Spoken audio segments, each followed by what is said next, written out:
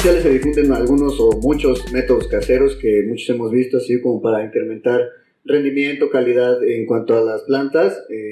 Pues así ya saben, ¿no? El té de cáscara de plátano y todas demás cosillas así.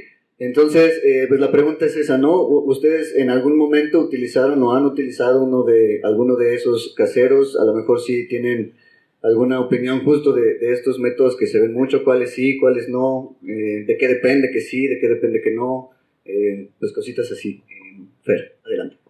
Pues sí, he usado estos como el Fermented Fruit Juice o el Plant Juice en el vegetativo, el otro en la floración, melaza, un poco más de melaza en la floración, menos en el vegetativo, para nutrir a los organismos que están ahí. Pero básicamente mi sustrato se basa de que lleve harina de rocas, harina de pescado, harina de sangre, harina de hueso, Epsom salt y un montón de cosas. Entonces se supone que el sustrato ya está nutrido. Entonces nada más hay que nutrir a los microorganismos. Y sí funciona bien. A mí al principio no me salía porque yo no me daba cuenta de la disponibilidad de nutrientes y de la relación con los microorganismos y no compostaba bien mi sustrato. Entonces no obtenía los resultados que otras personas tenían. Ya después que me di cuenta de esto, pues le puse más atención a compostar el sustrato antes, aunque sea unas 3 semanas antes. Y pues poner bokashi, poner composta, si puedes poner, eso de que hablan de los organismos indígenas de montaña, ¿han escuchado hablar de eso? Ajá, que vayas a un cerro y agarres ahí un poco de tierra y compostarlo, mantenerlo húmedo y alimentar a los microorganismos con melaza, básicamente. Otro consejo que les podría dar es que dejen reposar su agua porque tiene muchas sales, minerales, entonces es importante. Y pues yo me fijaba mucho en el pH porque el pH está muy relacionado con la disponibilidad de nutrientes, pero hay que recordar que nuestro suelo está vivo. Entonces alguna vez yo medí el pH del lixiviado que tenía y era de 8. Pongan ustedes, es bastante alto para la marihuana. Entonces me espanté y lo hice más bajo, con vinagre lo puedes bajar, ¿no? Y entonces lo bajé hasta el punto que es óptimo, punto 5.5, 6, por ahí. Y ya regué con eso mis macetas y fue un desastre. Porque obviamente la vida que hay en mi maceta está acostumbrada a un pH y yo de repente se lo bajo de pronto y pues obviamente se van a morir.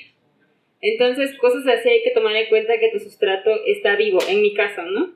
Y no hacer cambios de valores muy bruscos, por así decirlo, como en el pH, por ejemplo. Pero sí estar pendiente del pH y sí dejar reposar el agua. Gracias. Sí lo hemos hecho, en realidad sí lo hemos hecho, pero creo que hay algunas técnicas para potenciar estos preparados que se ven en la internet. Por ejemplo, picar bien el plátano es una muy buena idea, picarlo bien, así como un fermento de frutas, añadirle otras frutas estaría súper bien, poner un poco de melaza, dejarlo ahí 2 días, meterle una bomba de aireación. Eso le va a ayudar y va a potencializar mucho a que, los microorganismos ayuden a descomponer y a hacer biodisponible el potasio que se supone que trae el plátano, lo trae en bajas cantidades, es decirlo, hay que añadir por lo menos 2 cáscaras, 3 cáscaras de plátano por litro de agua, entonces sí vale la pena muchísimo hacerlo. ¿Que potencie el rendimiento? No lo sé, eso, no sé, se los dejo a ustedes, a los que ahora tienen para hacer tesis y diseños experimentales.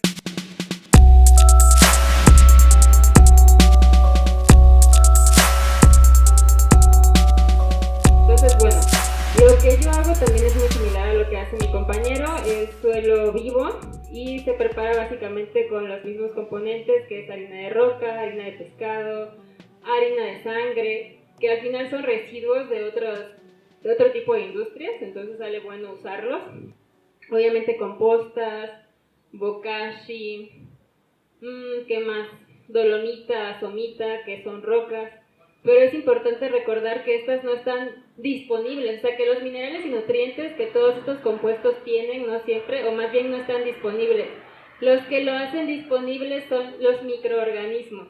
Entonces es muy importante darse cuenta que cuando tú quieres sembrar orgánico tienes que fijarte en los microorganismos que están ahí y que son delicados y tratarlos justamente con esa delicadeza de que cualquier organismo tiene. Entonces, bueno, es importante compostar esta mezcla antes de usarla para activar a los microorganismos que viven ahí. Y si usas un poco de melaza, pues mejor, porque ellos justamente comen azúcares. Entonces, ya que los compostos ya se hacen los nutrientes más disponibles, y entonces pues ya tienes un mejor sustrato. Y ya el sustrato yo lo alimento con melaza o con fermented fruit juice, con jugos fermentados de alguna fruta de temporada, en vegetativo cada 15 días y en floración una vez a la semana, básicamente. Gracias. A continuación se abre una nueva sección relacionada con el manejo del cultivo. En ella la primera pregunta sería: ¿en qué momento y qué podas realizas? Bueno, yo casi no uso podas, no, así como apical o fill. No me gusta tanto, me gusta más hacer training de la planta, y eso es lo que suelo hacer. Siempre podo los bajos, es muy importante podar los bajos porque por ahí entran pues los fitopatógenos o cosas así. Cuando podas, estás cerca de tu planta, o sea, si tú podas de vez en cuando, pues la estás viendo constantemente y te puedes dar cuenta de cómo va, por ejemplo, con algunos, si le está pegando algún hongo, o si se la está comiendo algún bicho, en fin, puedes observar un montón de cosas cuando podas tu planta, estás cerca de tu planta. Entonces, bueno, hago early pop, que son todos los bajos. E incluso las ramas bajas también hay que cortarlas, aunque den cogollos, pero normalmente estos cogollos no se desarrollan bien, entonces normalmente se cortan también. Cuando tienes ya una floración, a veces cortas algunas fan leaf que bloquean la luz, algunos cogollos, y se hace una buena poda unos días antes de entrar a floración para que la planta se concentre más en producir cogollos que en producir vegetativo. Y más o menos en algo así guío mi esquema, por así decirlo, de poda. Gracias. Poda de producción y poda de madres, porque hacemos ambas actividades. Cuando producimos de clon, lo hacemos a las 2 o las 3 semanas que sale de nuestra nursery, le llaman nursery en inglés, pero pues es un área de propagación nada más. Hacemos una poda y solamente hacemos una apical y dejamos que las branches igual se alcancen.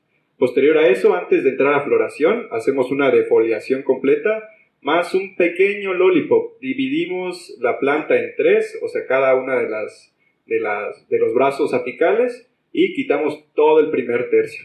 Y después de eso, al día 21 de flora, hacemos una defoliación para dejar entrar un poquito la luz. No sé si lo mencioné, pero cultivo interior y asesoro en exterior, pero hacemos una defoliación al día 21 de la flora, y al día 35, más o menos, 40, otra pequeña defoliación, tratando de molestar lo menos posible a la planta.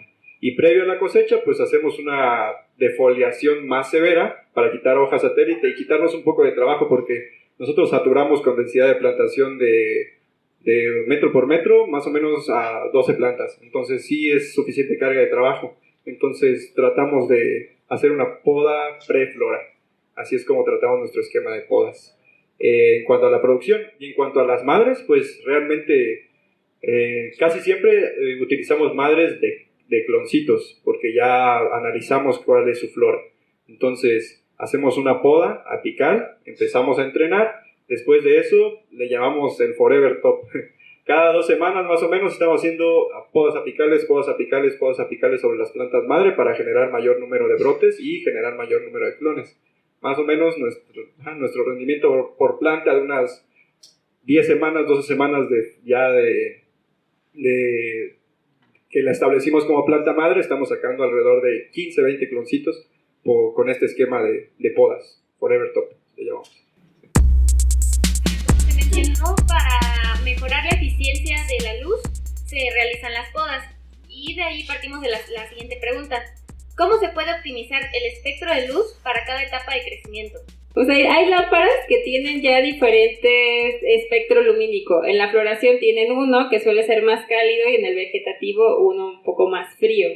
Normalmente es así, lo cual obedece a algo que pasa en la naturaleza, que normalmente en la primavera el espectro de luz es un poco más frío, y cuando viene el otoño, o sea, el cambio de estación, verano-otoño, se vuelve un poco más cálido. Entonces lo mismo, cuando es en interior, pues las lámparas son así, algunas tienen algunos botones para cambiar un poco este espectro, o puedes comprar tus lámparas dependiendo de esas necesidades. Entonces, más o menos el espectro va desde los 3000K a los 4500. Entonces, dependiendo de lo que estés buscando, te fijas más o menos en qué tipo de temperatura tiene tu lámpara. Y bueno, eso. O bueno, si vas a comprar si compras una profesional, ¿no? Si no compras una profesional y compras una de la calle, también es importante fijarse en eso, ¿no? Porque tal vez el espectro no sea el adecuado para el crecimiento de la planta, que más o menos va en este rango de los 3000 a los 4500.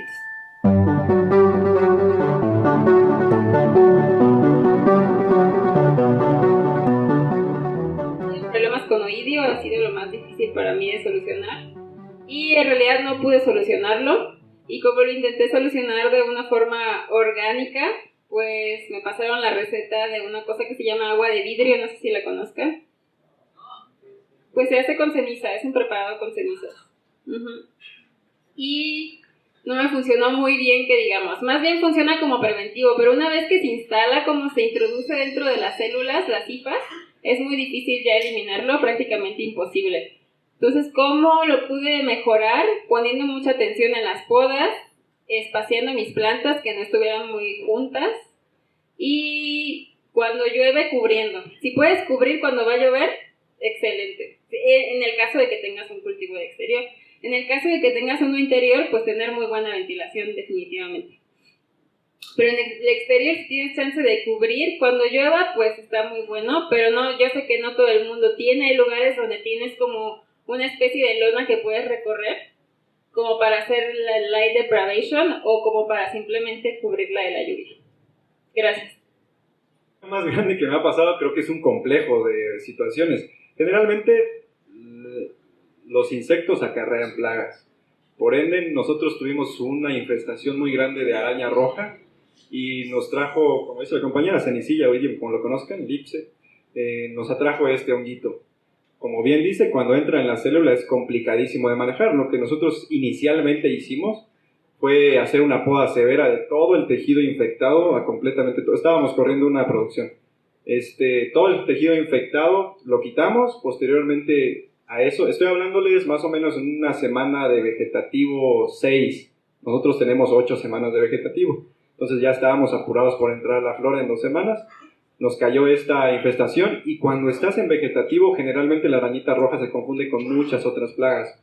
Entonces es complicado porque no teníamos un esquema de prevención, sino curábamos o no teníamos tanta presencia de insectos ni de fitopatógenos.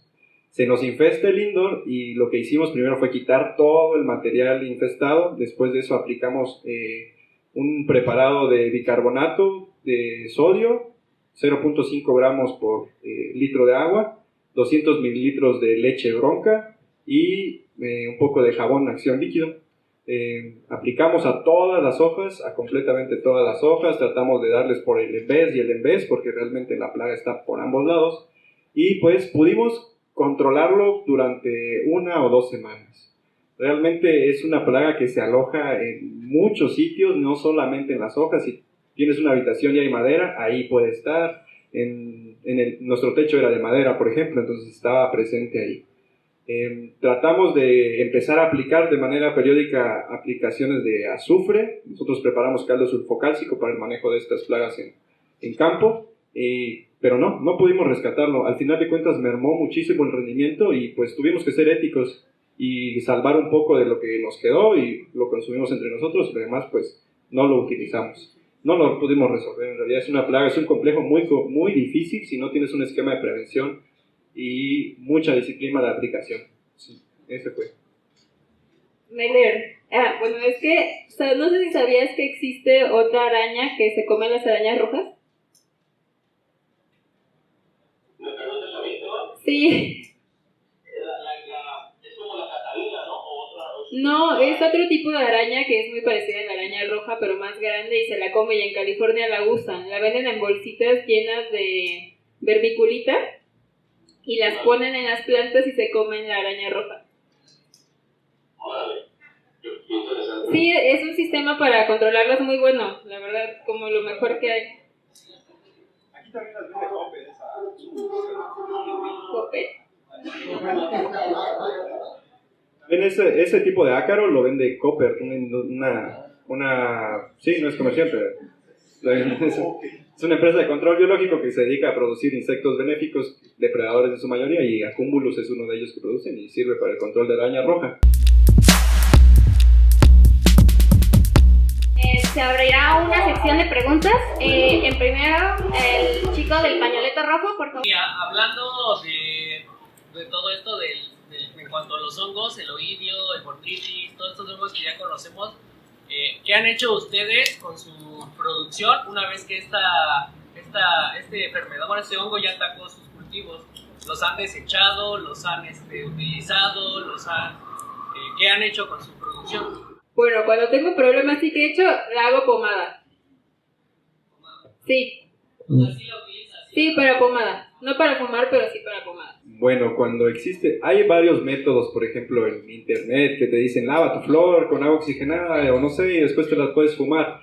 Sinceramente nunca lo he hecho, sinceramente jamás lo he hecho, pero lo que nosotros hacemos realmente es destrucción. Sí, pues si nos guiamos bajo la norma de sanidad vegetal, lo mejor sería hacer destrucción de partes infectadas. Realmente si noto que hay otro que se está pudriendo una flor, trato de eliminar la cola completamente y alrededor de ella estoy buscando que no vuelva a pasar, pero generalmente una vez que lo tienes, pues esa espora, si tu humedad sigue muy alta, va a contaminar lo demás, ¿no? ¿Qué hacer? Pues aumentar la aireación dentro de las plantas todo lo que puedas, ¿no? Porque en realidad es humedad dentro del cogollo y una espora que lo pudre. Pero sí, se desecha completamente. Yo escucho que es muy peligroso fumar ese tipo de flores, porque te puede dar hongos en los pulmones y que puede hacerse un problema serio de salud. Espero que esta mesa, este diálogo, pues les haya servido a ustedes tanto como a nosotros para poder aprender de estas experiencias, ¿no? Pues brindémosle un muy fuerte aplauso a cada uno de los ponentes.